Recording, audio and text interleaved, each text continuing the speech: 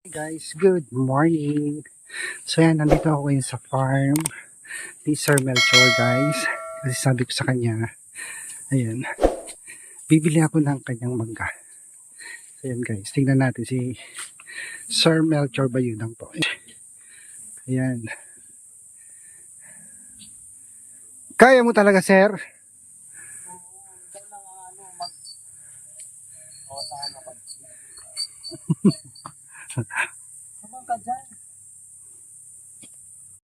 Ayan na, nakakit na si Sir Melchor Bayudang. So yung pwedeng mahinuga. Ano ito na-sprayan sir? Na-sprayan na ito eh? Ah, na-sprayan pala to. Kala ko kusang nagbunga lang. Hindi. Ang voluntaryo ngayon pa lang Oh, nakita ko nga din daming bulaklak. nagbubulak-lak yun yung mga nasa baba. Yan, bibili ako ng 5 kilo. Tapos, bibigay ko sa mga maris yung 2 kilo. Papahinog nila yan. Para naman daming abuos. Yan. Nanguha na tayo. Lalaki. Ingat ka, sir. Ayan, guys.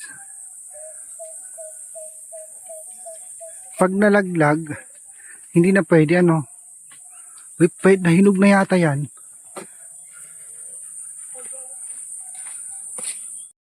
Ayan o, may kalabaw pa si Sir Melchor. Sipag talaga tong batch kong teacher. At ang dami niyang mangga guys. Ayan o. Puro mangga. Yan, dito kami dati naglilinis. Nung wala pa akong work.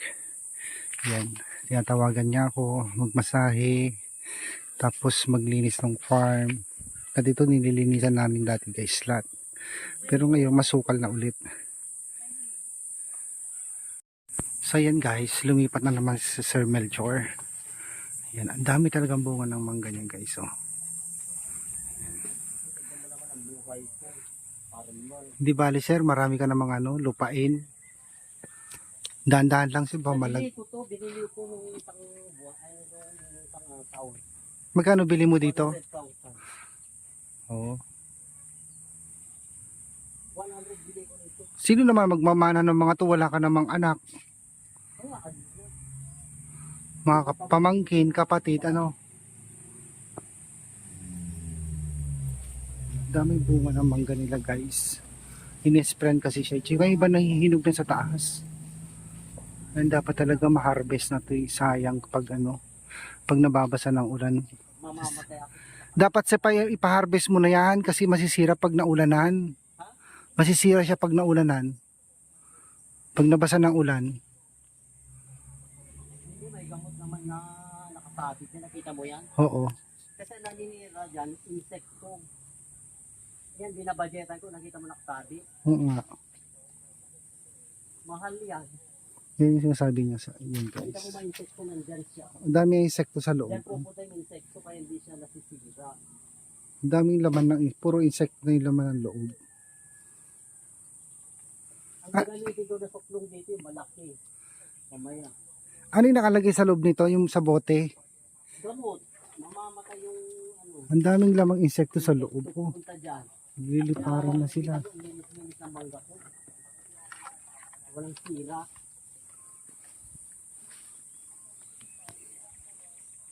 Dapat dyan sa puno mo nilagay. Ganyan ang magmamangga. Dapat alam mo gagawin mo para hindi masira yung mangga mo na pinaghirapan. Kaso wala naman kaming manggahan. Wala naman kaming ganito. Mga grafted to guys eh. Mga 5 years lang pwede na siyang mamunga. Pwede nang Ilang years na kaya itong manggang to? Matagal na to eh. Buti hindi to nasira nung bagyong Egay, no? Lakas ng bagyong Egay dati.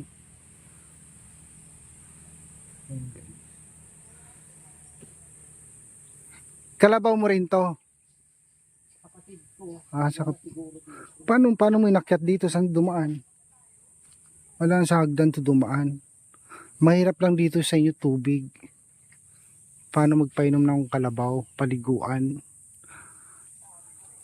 Sir Melchor, wag masyadong madami. 5 kilo lang bibilin ko. 70 times 5, 350 guys. Alam mo yung mga mangga ko, malalaki kaya mahal. Hindi ba maasim yan pag nahinog? No? Hindi maasim?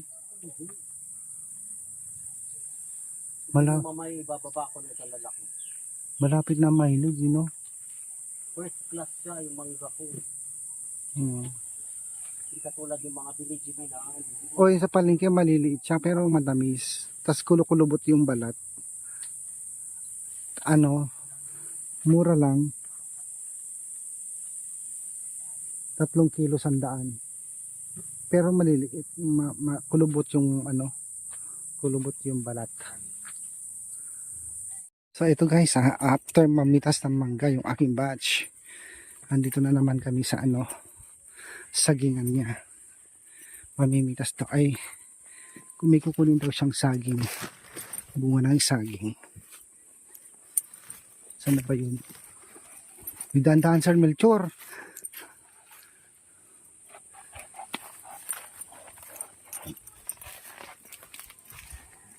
Dahan. Pwede na ba yan? Parang sariwa pa eh. Hindi na. Ano na, nagbitak-bitak na nga, sobra na. Sobra na nga, dapat hindi yan dilita. Ang dami nagburg ng saging. Ay, oo nga no. Ano saging yan? Latundan? Rosa. Latundan, oo. Rosa. Amorosa sa Ilocano. Kita mo, Magkano benta mo sa ganyan? 70 rin na isang kilo nito. Ay, per kilo din. Akala ko 70 lahat yan. Tignan mo, sobra na nga. Bitak-bitak. Oo, pwede na yan. 70 per kilo. Ang dami na nagaantay yung saging na yan. Yan lang ba? Wala na. Buti na maintain mo itong nilinisan namin dati, no?